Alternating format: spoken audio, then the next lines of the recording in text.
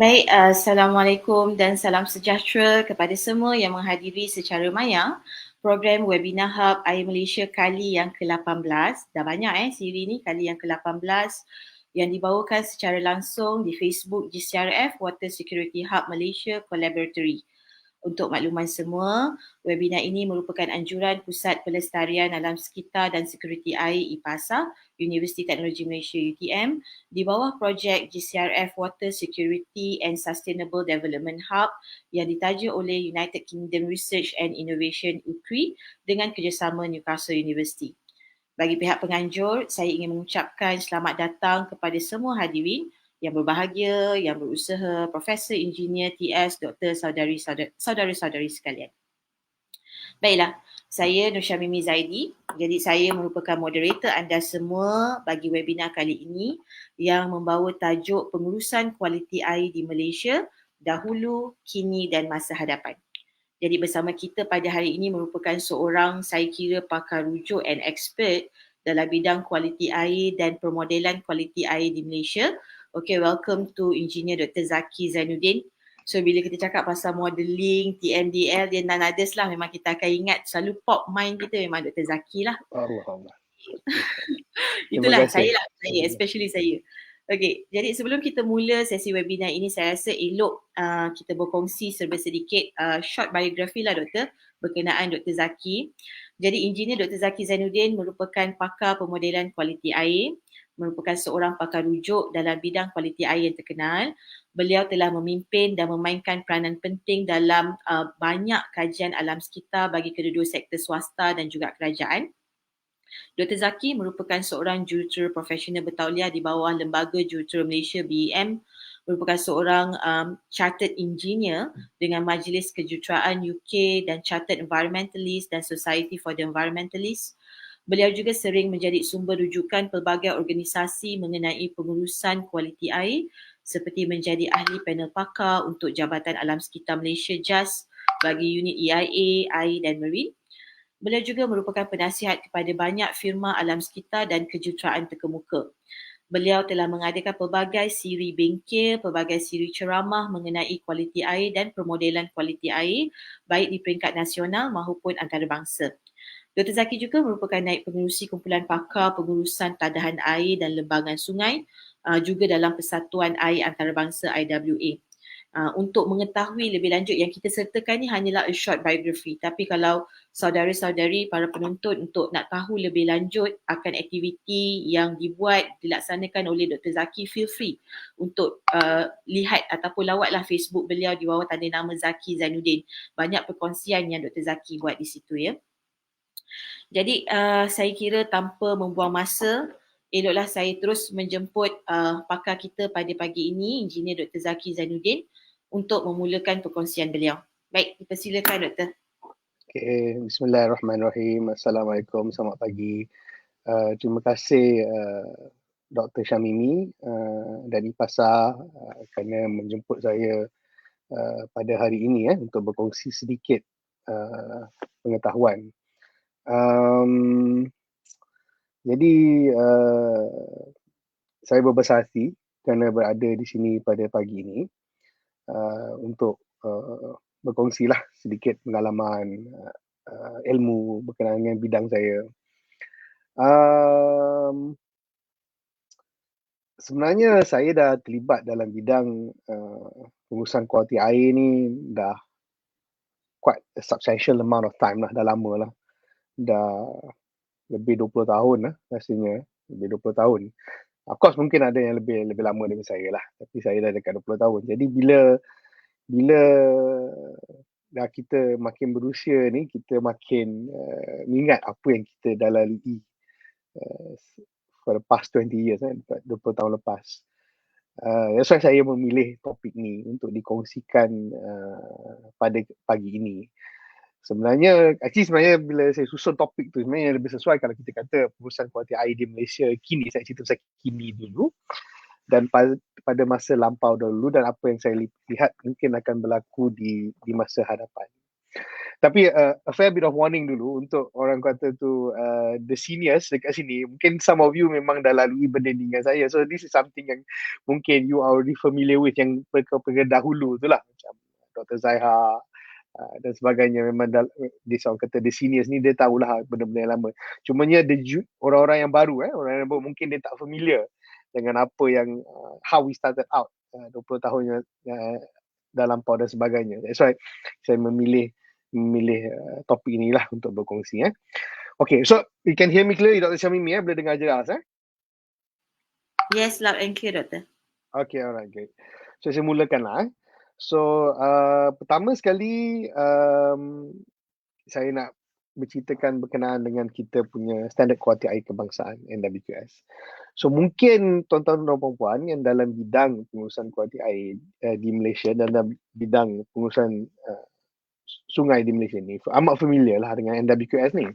So kita tahu NWQS kita ni dia ada 5 kelas, kelas 1, kelas 2, kelas 3, kelas 4 dan kelas 5. Jadi in essence kelas 1 tu is supposed to be quality air yang terbaik lah, the best water quality. Whereas bila kita ascend the classes, kita up to go class 5 tu dia makin orang kata tu degraded dan seterusnya. Cumanya sebenarnya yang lebih penting adalah setiap kelas ni kita kata dia correspond kepada beneficial use. Kita nak guna air tu untuk apa? Kelas 1 tu kita kata dia adalah conservation of natural environment. That means dia practically orang kata tu kalau kita nak ambil air tu untuk minum, dia tak perlu treat apa-apa. Dan dia boleh digunakan untuk fishery one, very sensitive aquatic species. Contohnya macam ikan kelar yang sangat sensitif, dia perlukan kualiti air yang sangat bersih. So NWQS ni sebenarnya dia ada lebih daripada 7 parameter di dalam NWQS. So I think siapa yang dalam bidang kualiti air akan sangat familiar lah dengan standard kualiti NWQS. Tapi di samping itu juga kita ada standard-standard lain seperti standard KKM, Kementerian Kesihatan Malaysia untuk raw water quality dan juga untuk drinking water quality, untuk air minum. Dan kita juga untuk standard air marine. Okay. So cumanya, ni dia. So sekarang ni, this is where we are at the moment. Ini yang saya kata sekarang ni. Ini di mana kita berada sekarang. And I'm sure ramai-ramai dalam bidang pengurusan kualiti air di Malaysia ni familiar lah dengan standard-standard yang ada kat Malaysia ni. WQS, beneficial uses, parameter ada dalam WQS, insyaAllah. I think Dr. Syamimi, Dr. Zahir semua familiar. Cumanya, sering menjadi persoalan yang mungkin orang dia orang kata tu dia tak sure NWQS ni dah datang dari mana. Ni yang saya nak ungkapkan hari ini. So NWQS ni sebenarnya untuk pengetahuan tuan-tuan dan puan-puan, dia yang ni lepas lah kita kata dulu, dia sebenarnya adalah berdasarkan satu kajian. Ni dia. Dia adalah berdasarkan satu kajian yang dibuat oleh Jabatan Alam Sekitar pada tahun 1985. So, ini muka depan kajian tu, kajian DOE, yang membuat kajian ini adalah satu pasukan penyelidik daripada Universiti Malaya pada masa itu. Universiti Malaya, okay? So, di dalam kajian ini laporan akhir kajian tersebut, telah diminta, dia kata dalam skop kajian tu, dia nak buat satu standard kualiti air kebangsaan untuk Malaysia yang merangkumi beneficial uses, kegunaan berfaedah seperti domestic water supply, fishery, aquatic, livestock drinking untuk minuman ternakan, recreation dan agriculture. Memang dah disebut di sana. So ini di peringkat awal. So apa yang telah dilakukan oleh pasukan penyelidik dari Universiti Malaya ini, mereka telah melihat pelbagai parameter, physical, biological, lebih daripada 120 parameter yang telah dinilai dan maka terlahirlah NWQS. Maka apa yang ada dalam kajian tu sebenarnya? Ini dia ni yang saya nak tunjuk ni. Ini kajian dia. Ini the actual kajian yang saya telah jumpa. Saya pergi korek daripada perpustakaan dan jumpa. So ini tim kajian yang asal, pasukan kajian yang asal. Dia konsultan yang terlibat dia dekat sebelah kiri tu. So ini tim yang asal daripada apa ni UN Simaya. So ini laporan asal dia. So pada masa tu dia tak tahu tau yang dia nak akan bangunkan standard. Masa tu dia masih menggunakan perkataan water quality criteria and standards. Beza tu. So kalau kita baca dalam dokumen asal masa dia bangunkan standard tu, dia sedang menimbang sama ada nak guna perkataan kriteria ataupun dia nak menggunakan perkataan standard. Sebab kalau berdasarkan laporan yang diterbitkan ni, apa yang ditulis, apa yang dibaca,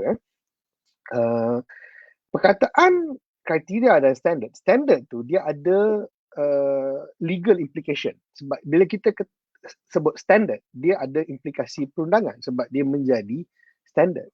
Tapi berbanding dengan kriteria, dia tak ada legal implication. Kriteria ni dia lebih macam guideline lah, lebih kurang macam tu kriteria dia. Tapi standard ni dia ada legal implication. So semua aspek ni diteliti dalam kajian. Lepas tu juga ini adalah orang kata tu mereka telah membuat ni dia kata definition of criteria and standard. Dekat sana dia tu nampak tu kriteria. Kita tengok yang disebutkan oleh contohnya macam Wolf. Wolf kata criteria designate a mean in which anything is tried in forming a correct judgment in respecting it. When scientific data are being accumulated to serve as a yardstick of water quality without regard. Nampak tak? Without regard for legal authority, the term criterion is most applicable. I mean, dia kena perkataan kriteria. That's why kriteria tu. Tapi, perkataan standard pula, berdasarkan McKee and Wolf 1993, standard tu apply to any definite rule, principle or measure established by authority. Makna dia ada implikasi rule lah, implikasi perundangan. Dan ni sama juga dengan yang disebutkan oleh FWPCA US 1998 dalam ribut. Implication dia pun, definisi dia lebih kurang sama. Jadi hingga begitu sekali tuan-tuan dan puan-puan, bila dia menilai apa perkataan nak gunakan, perkataan kriteria atau perkataan standard. So itu yang mereka lihat.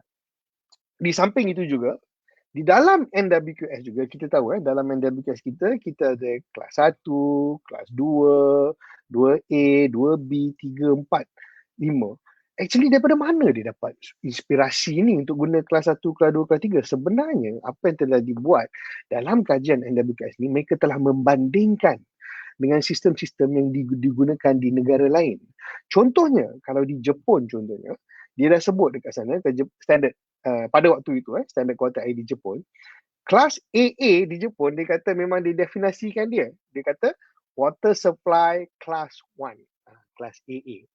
And then class A, water supply class 2 di Jepun. Dan Jepun buat dia tambah lagi. Class B, water supply class 3, fishery class 2. Nampak tak? Dia ada urutan sebegitu. Ini berdasarkan standard di Jepun. Di Thailand pun serupa juga. Dia ada 5 kelas 1, kelas 2, kelas 3, kelas 4. Dia kata kelas 1 extra clean. Conservation, water supply, minimum treatment. Kelas 2 very clean, water supply ordinary. Nampak tak? So di Jepun diguna sistem classification begitu. Di Thailand pun diguna sistem classification begitu. Okay? Dan di India pun lebih kurang sama. Dia ada A, B, C, D dan E. France ada 1A, 1B. Cuma US dia tak guna classification macam itu, tapi dia berdasarkan use jugalah. Dan Indonesia pun ada. So nampak tak?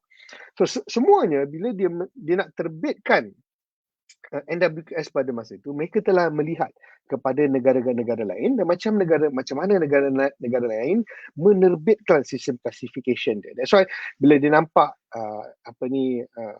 Indonesia buat macam itu, dia nampak Thailand buat macam itu, dia lihat Jepun buat macam itu. Jadi Malaysia pun only fits that kita follow this kind of similar classification system classification yang serupa.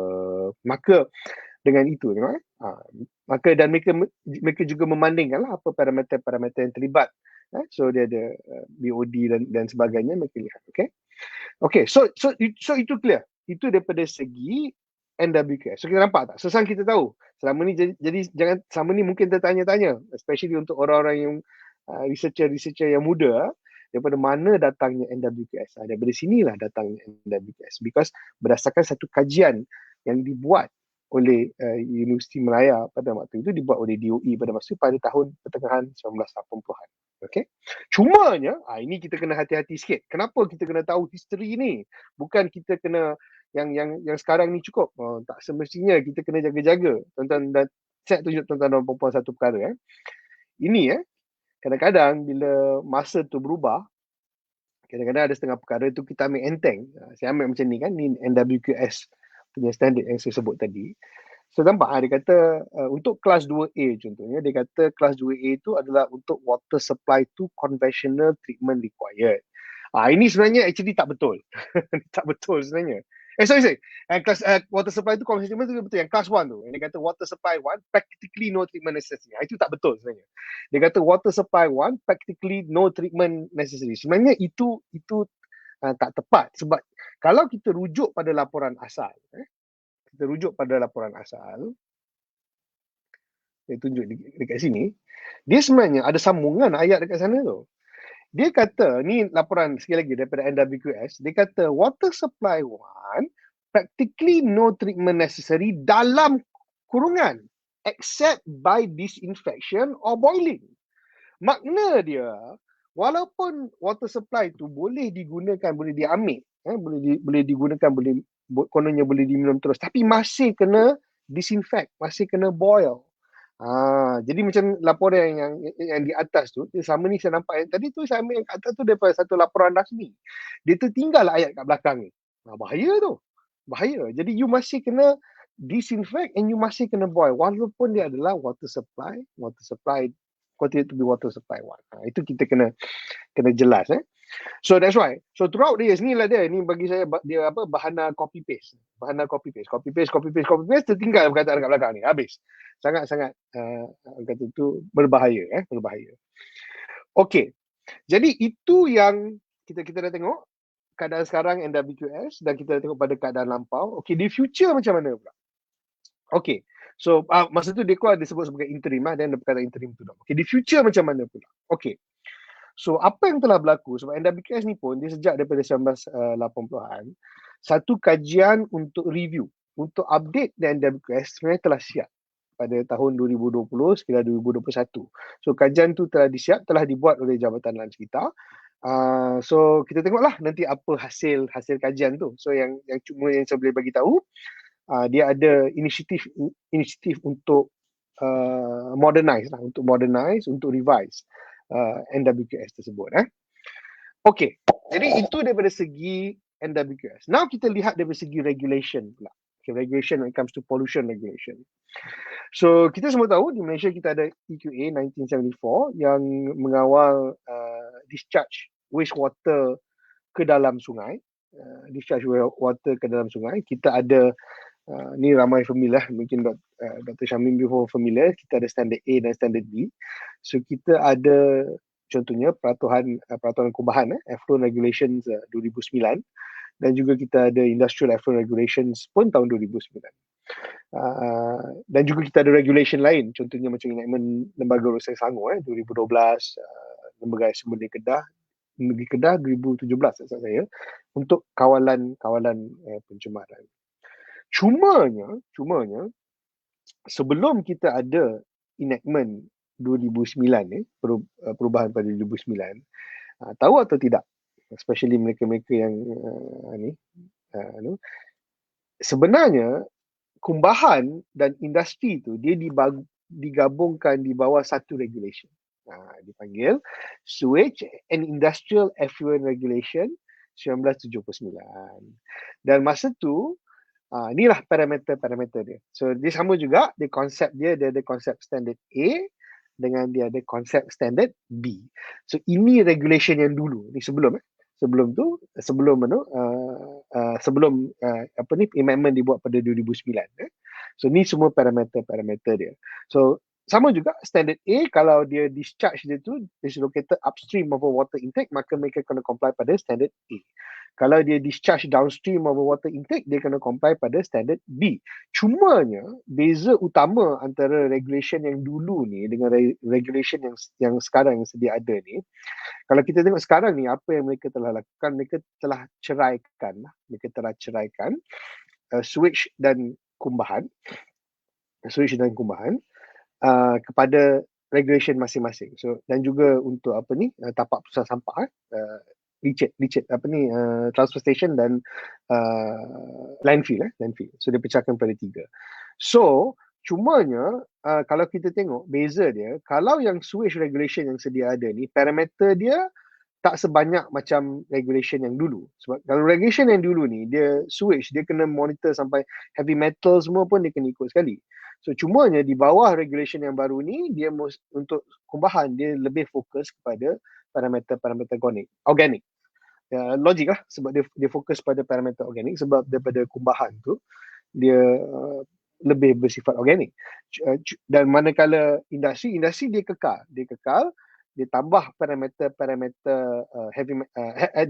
kekal dengan parameter heavy metal, dan satu dia kekal parameter heavy metal, dan dia juga menambah, ini penting yang tak ada dalam regulation dulu, dia tambah parameter yang berkaitan dengan nitrogen dan phosphorus.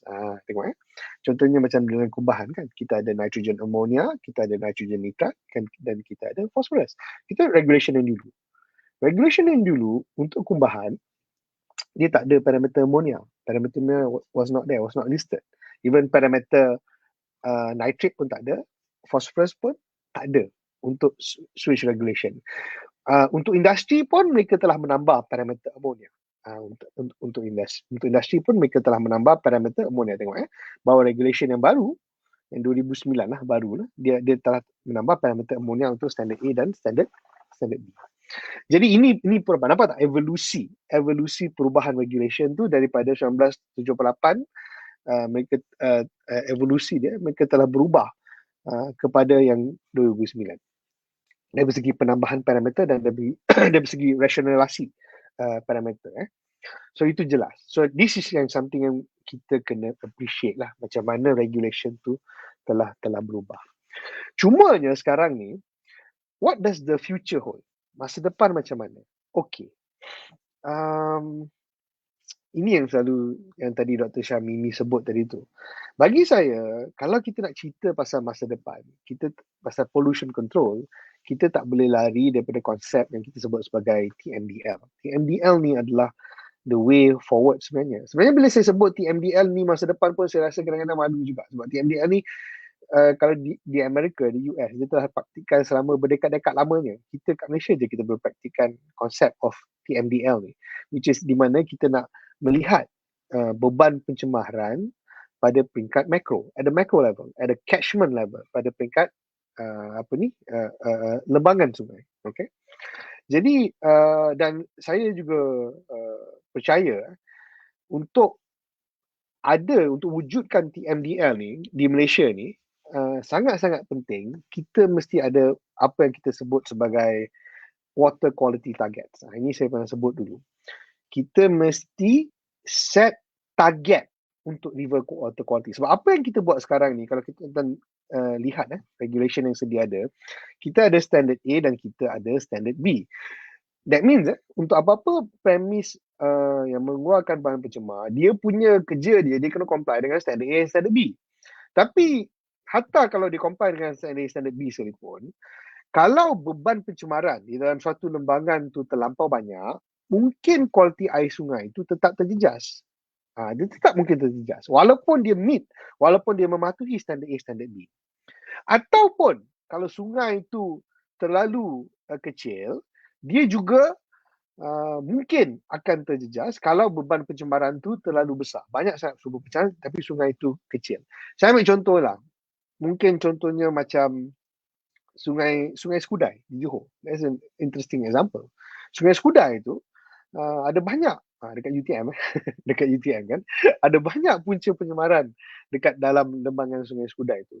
Tapi kat Sungai Skudai tu kat bawah tu ada muka saut, dia ada water intake. Kat atas tu dekat Kulai ada industrial area, dekat Senai ada industrial area, ada punca-punca pencemaran kubahan dan sebagainya yang boleh menjejaskan kualiti air Sungai Skudai tu. Sebab dia, kita panggil Sungai Skudai tu dia is a urban catchment lah. I would categorize Sungai Skudai as urban catchment lah. Dia is urban catchment, ada banyak punca pencemaran. Jadi just because dia patuh kepada apa yang regulation, tidak semestinya sungai itu tidak akan tercemar. Jadi kita kena set target. Saya lebih suka kalau kita set target, apa kualiti air sungai itu yang kita nak. Apa kualiti sungai itu kita nak. Kita jangan cerita pasal compliance sahaja. Kita kena cerita macam mana, what's the final water quality, kualiti air yang kita nak untuk sungai tersebut. Jadi saya cadangkan kita wujudkan satu peta yang berupa sebegini, mengikut jarakan-jarakan sungai, mengikut segmen-segmen sungai. So contohnya kalau sungai itu di kawasan Ulu contohnya, kita boleh setkan dia target kelas 1. Kalau sungai itu downstream ada water intake, kalau ikut NWS dia kena kelas 2. Lepas tu kalau contohnya di kawasan bandar tak ada apa-apa use yang penting, kita kelas 3. Kita jangan lebih kelas 3. Kita set that is water quality yang kita nak. Kita tak go beyond class 3. Okay. So bila kita ada satu peta yang macam ini, bila kita buat, kita nak buat TMDL pun senang. Kita tahu apa target water quality kita yang kita nak pada segmen sungai tersebut. Apa yang dilakukan sekarang, kita ada target, tapi saya tak berapa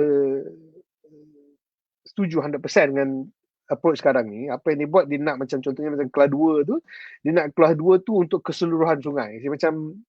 Bagi saya macam tak logik lah, sebab dia lebih meaningful kalau kita nak buat target ni berdasarkan jarakan-jarakan sungai daripada kita buat kelas 2 tu untuk keseluruhan sungai. Bagi saya that's not meaningful. Dia lebih meaningful kalau kita buat berdasarkan jarakan-jarakan sebegini. So target-target ni, beneficial users ni, dia akan correspond, akan berdasarkan use. Apa yang kita nak gunakan air tu kita nak gunakan untuk apa? So macam kita tadi kan, macam Class 1 water quality tadi, dia conservation of natural environment berdasarkan NWQS. Maka dia class 1 lah, is the best water quality kan. Manakala kalau ada water intake, dia class 2A. So itulah target kita untuk jarakan tu. Jadi water quality target ni dia sangat penting. Sebab pertamanya memang untuk TMDL. So TMDL ni dia jatuh bawah improvement. Apa kita nak improve water quality tu.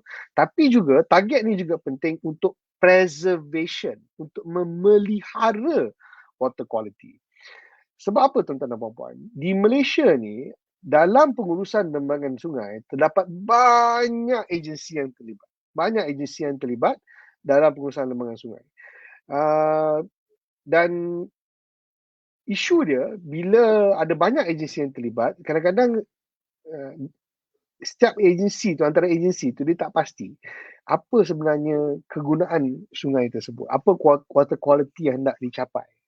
Ini termasuklah mungkin ada orang kata tu agensi negeri dan agensi bersekutuan contohnya, dia tak pasti.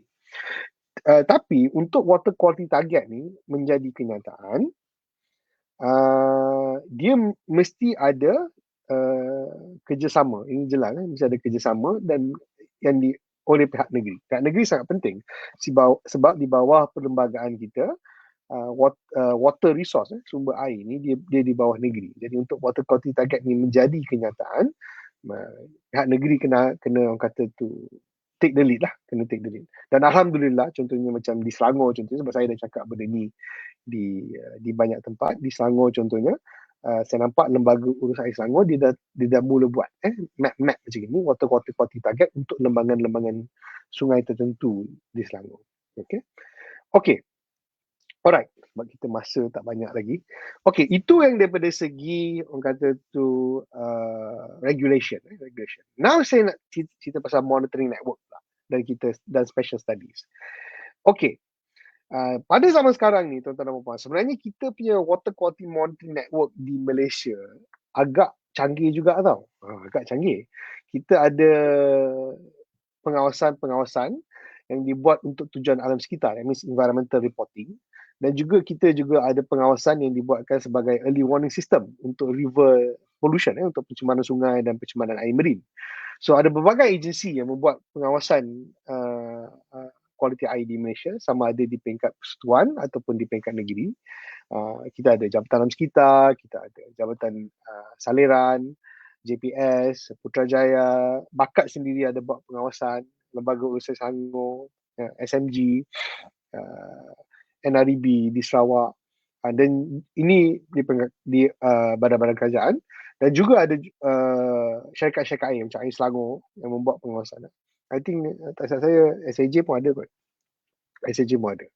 Okay.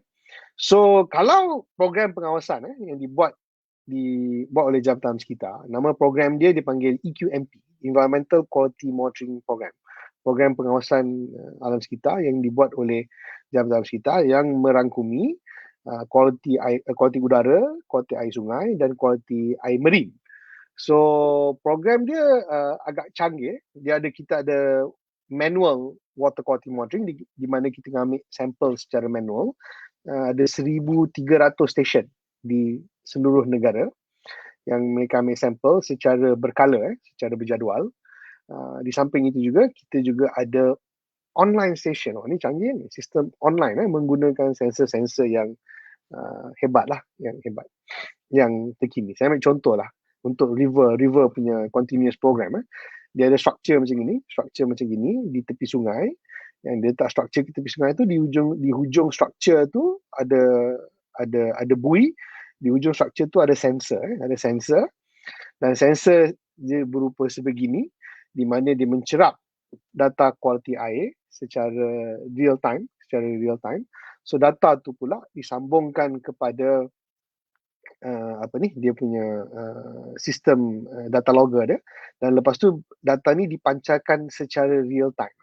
So dia ada berbagai parameter yang dia monitor, temperature, ORP, TDS, turbidity, chlorophyll, even nowadays dia kata dia boleh buat COD ataupun BOD equivalent, BOD setara. Dia bukan buat actual BOD, dia buat BOD equivalent, BOD setara, dia boleh monitor. So ini adalah contoh sistem pengawasan kualiti air yang memang dah ada sekarang. Saya kata sekali, memang dah ada sekarang yang mengukur kualiti air secara real time di Malaysia. So Jabatan Alam Sekitar ada 30 stesen di serata negara, dan data ni akan dia akan dihantar kepada data center di DOE, di Jabatan Alam Sekitar. So data tu dia akan ukur secara, macam saya sebut tadi, secara real time berdasarkan parameter-parameter tadi.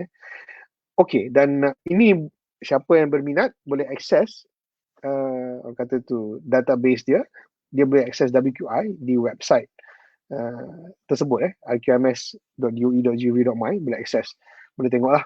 Ini tak ada masalah, boleh akses apa status kualiti air secara real time di Malaysia. Dekat sini. Okey. Di samping itu juga, ini data-data adalah yang boleh akses secara real time.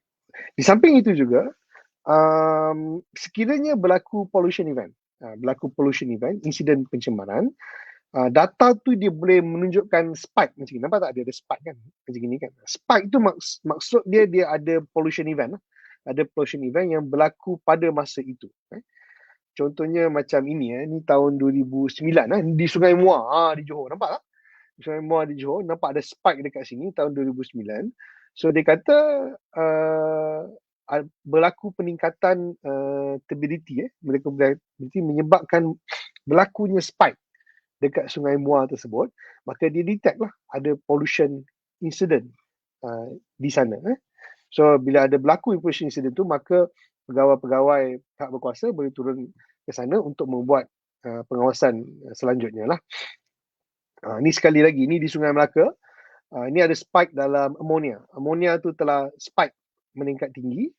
Dia kata mungkin datang daripada suatu loji kumbahan yang menyebabkan ammonia tu telah spike. Ini boleh tengoklah dekat website ni, menyebabkan ammonia tu meningkat. So this kita nampak penggunaan sensor-sensor ni sebagai early warning system, dan ini sebagai pollution detection system, dan ini memang kita dah dah ada sekarang, memang dah wujud sekarang. Okay. Now untuk marine pun sama juga. Ini marine untuk oil spill dekat Port Dickson, berlaku spill minyak di Port Dickson tahun 2009. So bila berlaku oil spill tu, sensor oil spill tu dah meningkat. Sensor dia telah ada spike menyebabkan telah berlaku insiden pencemaran. Okay. Now cumanya, so itu yang kita ada sekarang. Okay. Saya kata kita sekarang dulu, yang dulu macam mana pula? Sebelum ada sistem-sistem yang canggih yang sekarang ni, pengawasan kualiti air dilakukan oleh DOE sendiri, dan pada masa itu ada pegawai-pegawai dalam DOE yang berkebolehan. Nanti saya akan tunjuk. Ini termasuklah kajian-kajian khas. So ini saya tunjuk satu dokumen bersejarah. Ni mungkin Dr. Syamimi, Dr. Zaiha boleh tengok. Ini siapa tulis laporan ni? Ni ditulis oleh Prof. Maketab. Masa tu siapa yang mengenali Prof. Maketab? Prof. Maketab dia dulu mantan Timbalan Pasap, mantan Profesor UTM.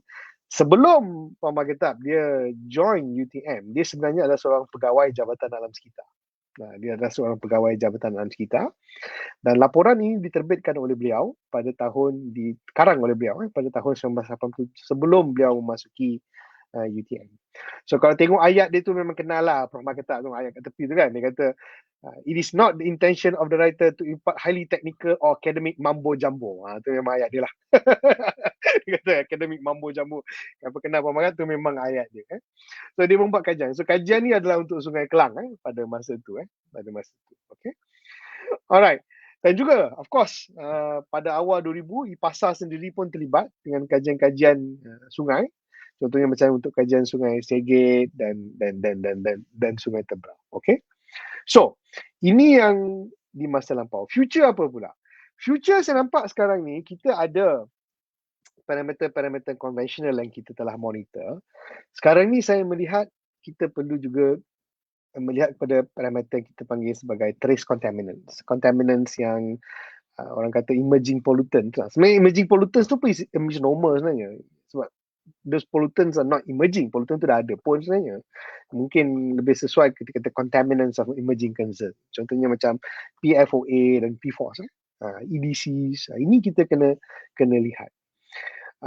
PFOA ni dan PFOS ataupun PFAS ni, dia adalah satu chemical yang man-made yang dia panggil momokan yang diberi dia panggil sebagai forever chemical sebab dia kekal dalam environment tu untuk jangka masa yang lama. Dia doesn't degrade over time. Saya pernah sebut benda ni tahun 2020 pasal forever chemical ni. Cuma ini yang terkini. US EPA kata tahun lepas Jun 2022 mereka nak regulate PFOA ni pada satu level yang untuk drinking water dia kata mesti 0.00 parts per trillion. Parts per trillion, saya pun tak dapat bayangkan berapa kecilnya parts per trillion tu. Maksudnya dia kata kalau nak, this is the advisory level untuk PFOA. Kalau dulu dia kata tu ataupun dia panggil 4 parts per quadrillion. I can imagine 4 parts per quadrillion tu berapa, how trace the level is. Dia kata pada paras tu saja baru PFOA ni, kita kata PFOA ni mungkin selamat. Higher than that dia tak selamat. So persoalan dia, we need to start looking in this direction. Malaysia kita kena menuju ke arah ni. Singapura sebenarnya untuk tahun-tahun depan di Singapura dia dah orang kata tu ban penggunaan PFOA related compound oleh NEA, National Environment Agency pada tahun 2020. Mulai tahun 2020 import bahan-bahan seperti PFOA ini telah di-ban oleh NEA, National Environment Agency Singapura. Okay. Persoalannya Malaysia macam mana? Jadi ini yang saya nampak the future. Where does the future hold? Okay. Alright, sikit lagi sebab masa sangat mencemburi kita.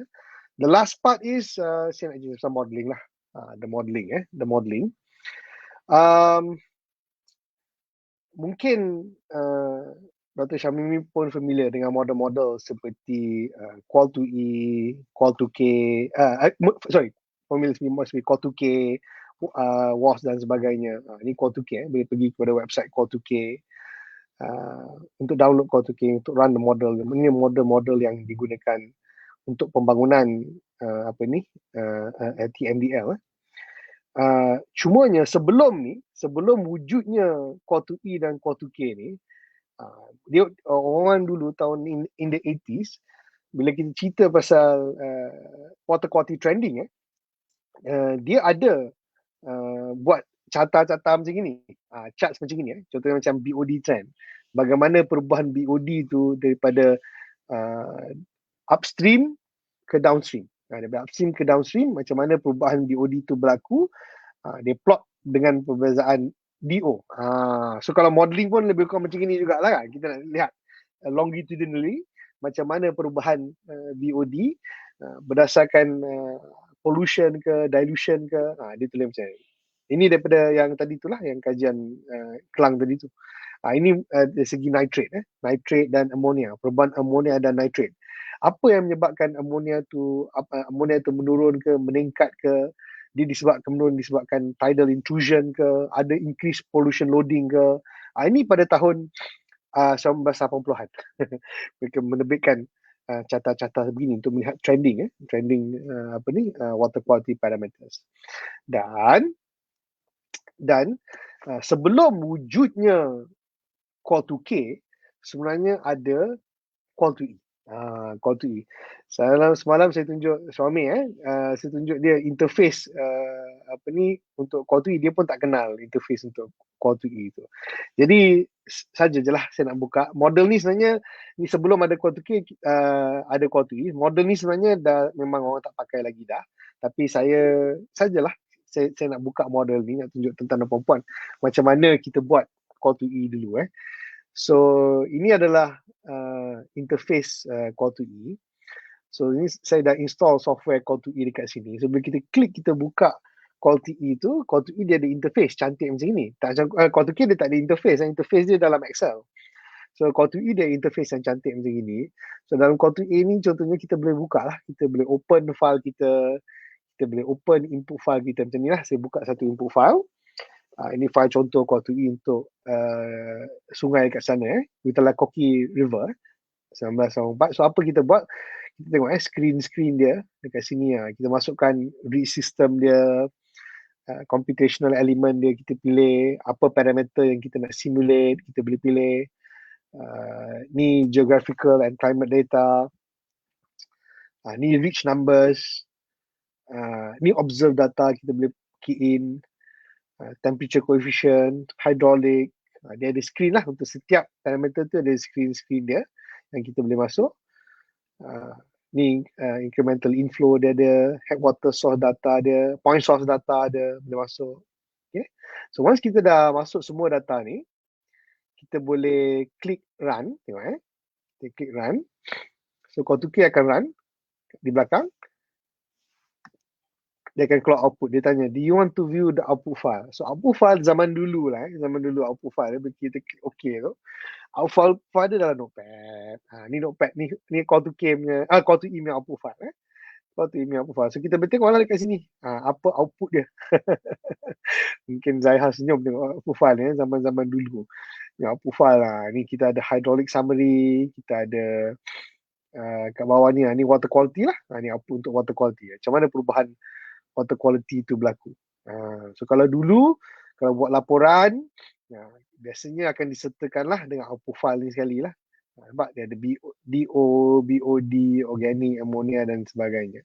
So ni lah output water quality lah untuk Core2K.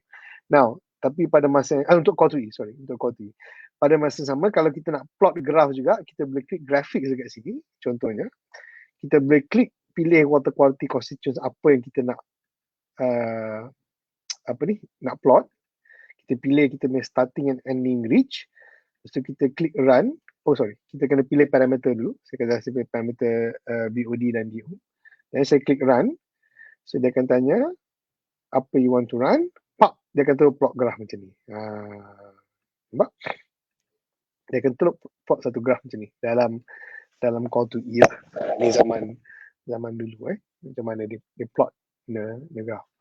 Okay, and then kalau kita nak tengok sungai kita bentuk macam mana, sungai kita tu bentuk macam mana, kita just click riches. Dia akan keluar. Ni sungai ni dalam bentuk lurus lah macam ni.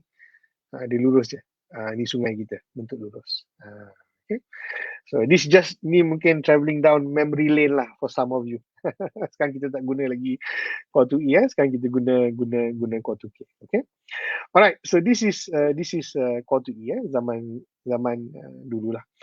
Okay, ni dia punya interface lah saya tunjuk tadi. Saya tunjuk tentang perempuan. Okay, so what does the future hold bagi saya sekarang ni? Okay, now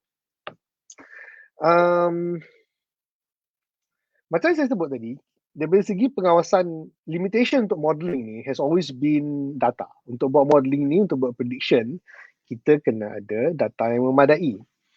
Dan saya tunjuk tadi, sekarang ni apa yang kita ada program pengawasan continuous, sistem water quality air yang secara continuous. That means data tu, kita ada data yang masuk secara real time. Pada masa yang sama juga, program pengawasan tu dia juga monitor flow, kadar air. Kadar air ni lagi satu parameter yang penting untuk buat modelling. So pun ada juga dalam sistem pengawasan yang dibuat sekarang ni. Dia ada flow pun ada, water quality pun ada.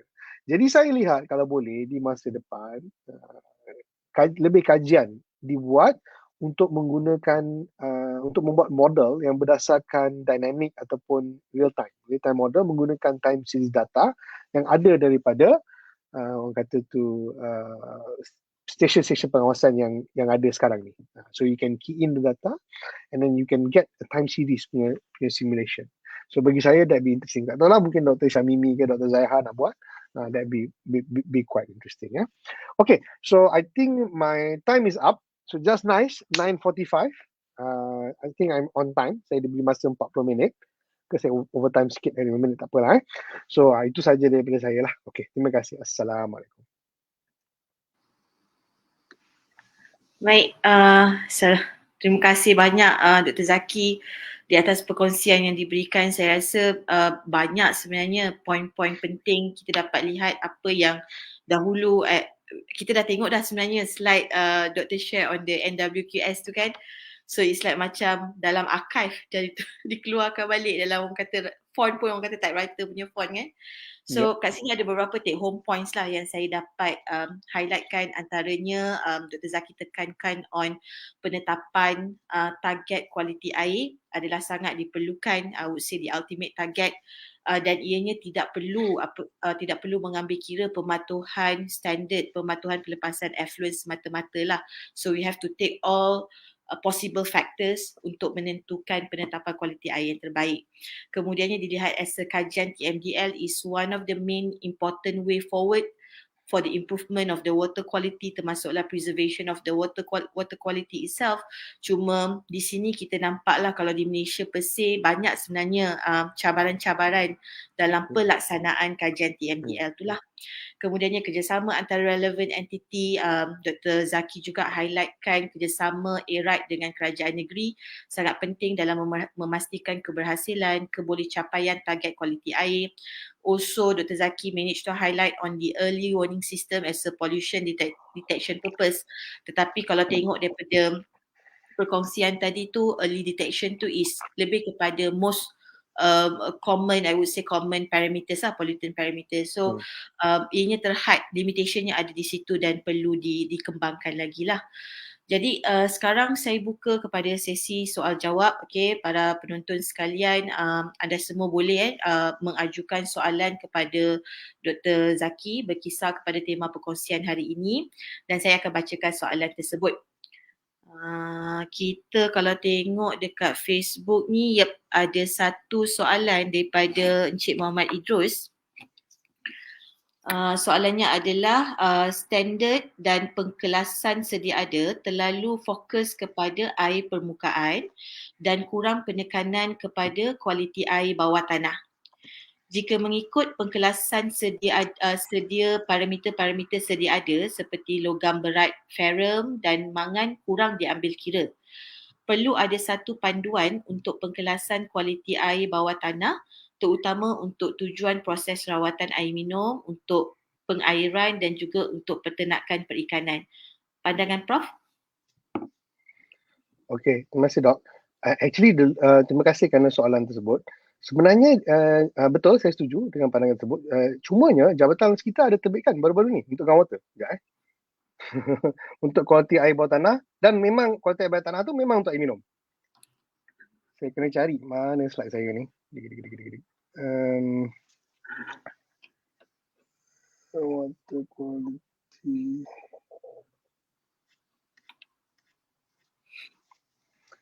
Ya, kalau saya bercari. No problem.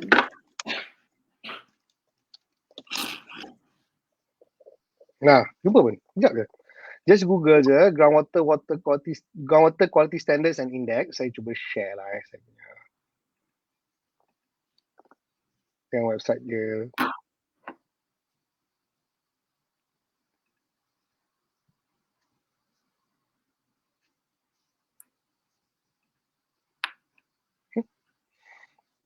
Website dia down pula.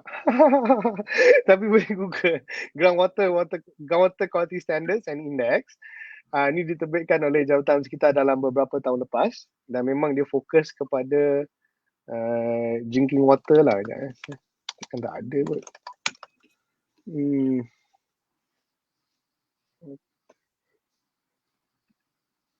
Oh, dia slow. Okay. Dia slow. Dia bukan offline. Okay, saya share. Saya share screen saya.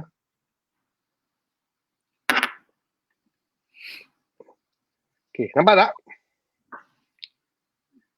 Okay, dia tengah loading. Alright, nampak dah. Nampak kan? Ni dia.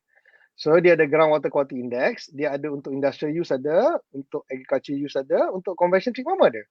So, let's just say saya buka satu tadi, dia nak untuk drinking kan? Ni dia. Tapi dia slow sikit loading. Tak tahu kenapa ini dia skip loading slow sikit. Basically-nya bendanya sudah ada lah.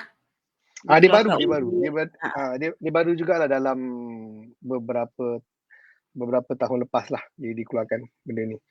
So ini di bawah Jabatan Alam Sekitar lah, DOE yang terbitkan. So the long and short of it lah, boleh tengok. Okey, baik, harapnya ianya membantulah sedikit soalan daripada Cik Muhammad Idrus. Mungkin Cik Muhammad Idrus boleh tengoklah rujuk kepada laman Jabatan Alam Sekitar. So kat situ boleh rujuk dokumen yang seperti mana Dr. Zaki tunjukkan tadi. Okey, Doktor, ada satu lagi soalan, desain offline soalan daripada saya sebenarnya. Tertanya-tanya. Okey, Doktor, selain daripada effluent ataupun pelepasan daripada, kita boleh cakaplah antara pencemaran bahan cemar utama, penyumbang pencemar utama kalau kata di Malaysia ni antaranya ada seperti STP ataupun daripada industri kan Doktor. So bila selain daripada STP juga selain daripada industri, kita juga ada another contributor lain yang biasanya adalah kumbahan bukan najis ataupun kita panggil sebagai salage water, salage grey water macam tu lah.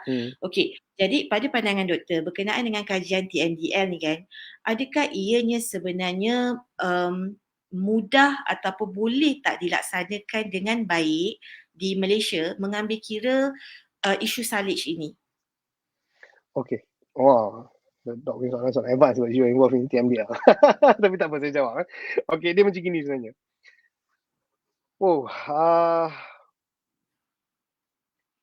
The issue dengan pollution management dekat Malaysia ni sekarang at the moment sekarang ni, macam kita kata tadi, macam Dok kata tu betul lah.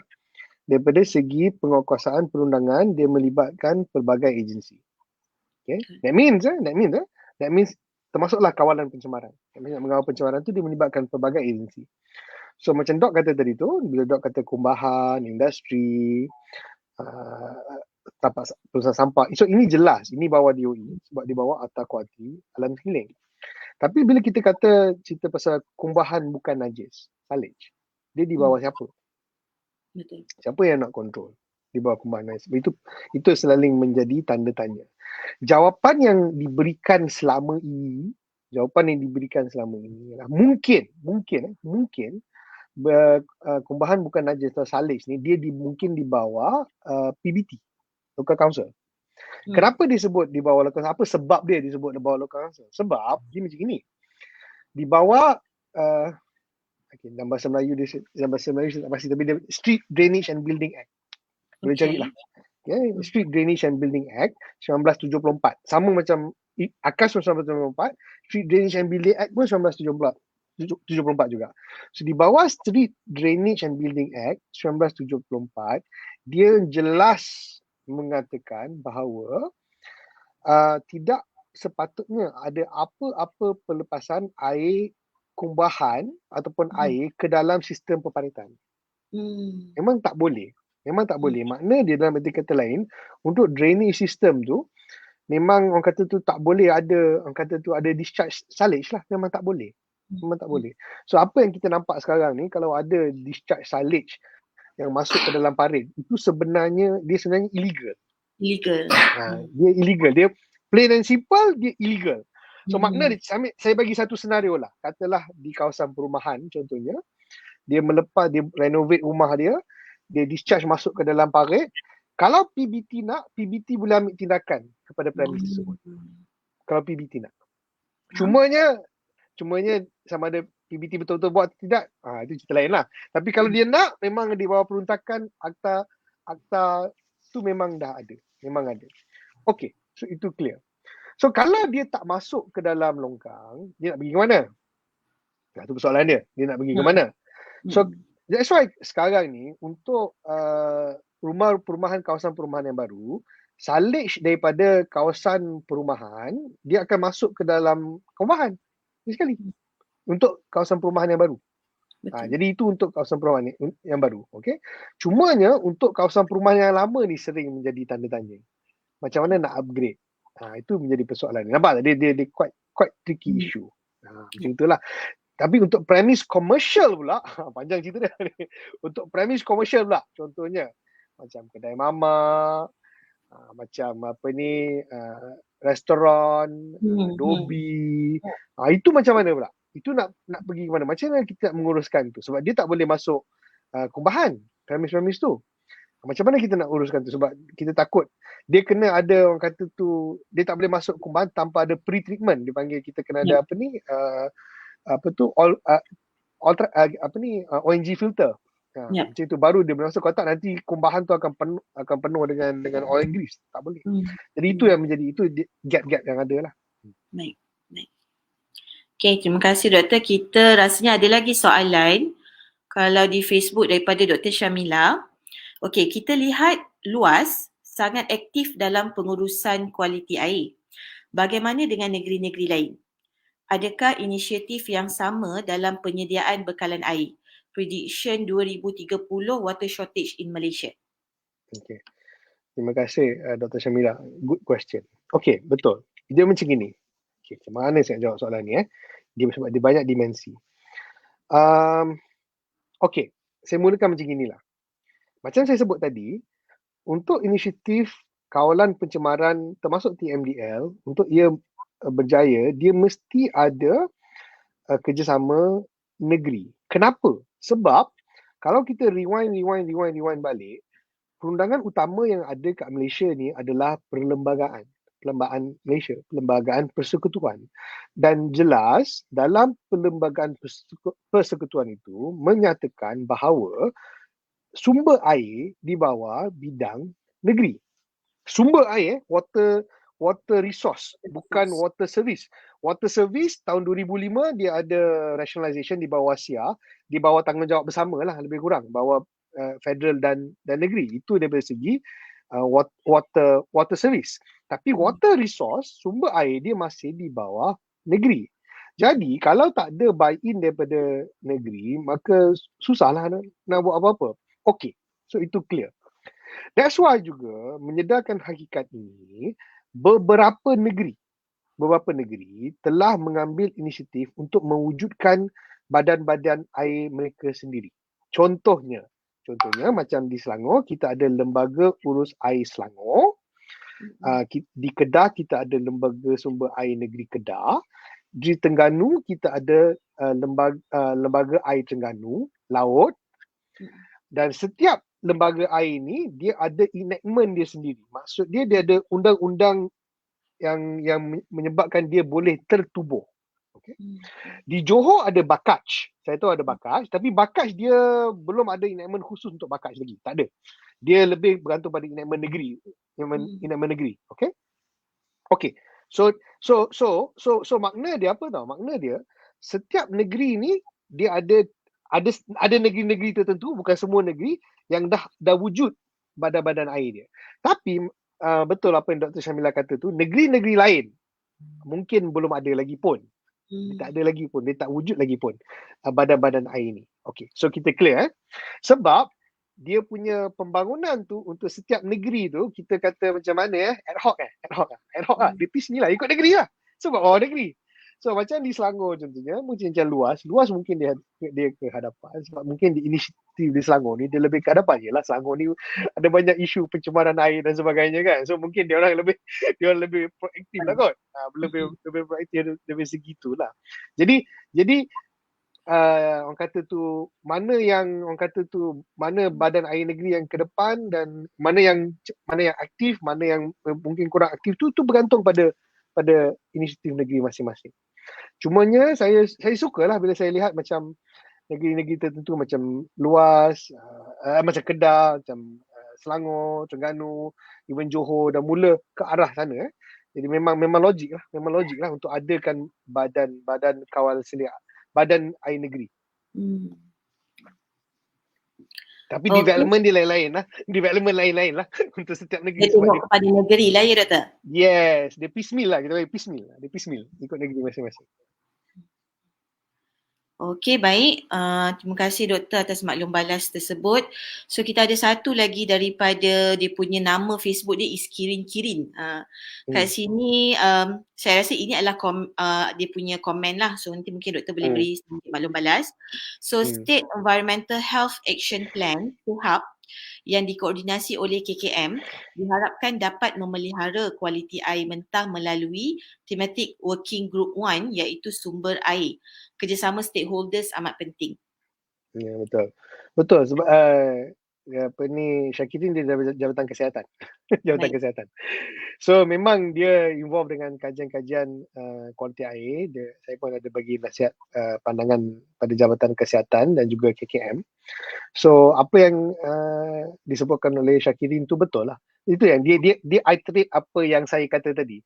Even Kementerian Kesihatan sekalipun, Kementerian Kesihatan dia ada kuasa-kuasa tertentu yang dia boleh buat daripada segi kata public health, daripada kesihatan awam.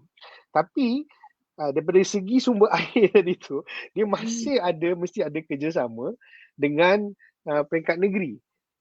That's why contohnya macam yang SEHAP ni. SEHAP ni nampak tak? Perkataan pertama dia state. Perkataan pertama dia state. Dia mesti di peringkat negeri. So insyaAllah saya dengan Syakirin nanti akan pergi buat fieldwork lagi 2 minggu lagi. Kita akan buat pergi ke sungai. Tak boleh sebut tak boleh sebut sungai mana. kita akan pergi. Ada buat survey lah. Adalah isu dia. InsyaAllah. Okey. Okey, saya rasa kita pun dah tak ada soalan lain. Saya kira tamat sudahlah sesi soal jawab bagi webinar ini. Bagi pihak penganjur, terima kasih saya ucapkan kepada Engineer Dr. Zaki di atas kesudian untuk memberi perkongsian yang saya kira sangat menarik, sangat bermanfaat.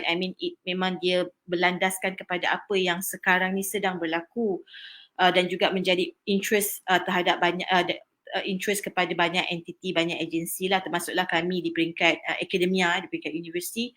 Terima kasih juga kepada para penonton kerana memberi maklum balas dan semoga kita berjumpa lagi dalam sesi webinar yang akan datang. Assalamualaikum. Terima kasih banyak Dr. Zaki.